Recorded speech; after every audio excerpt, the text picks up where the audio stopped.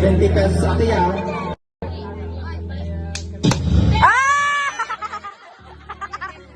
Nakuha niya. Ako yata ka.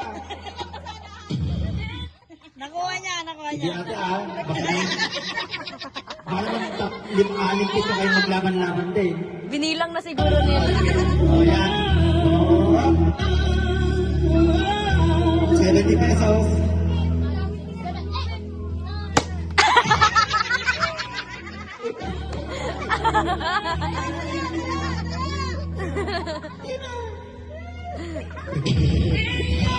Tayan. Tayan natin. Next.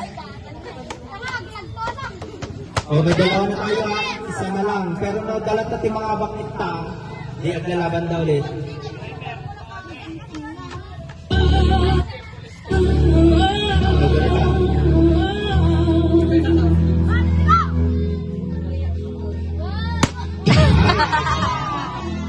Isa pa.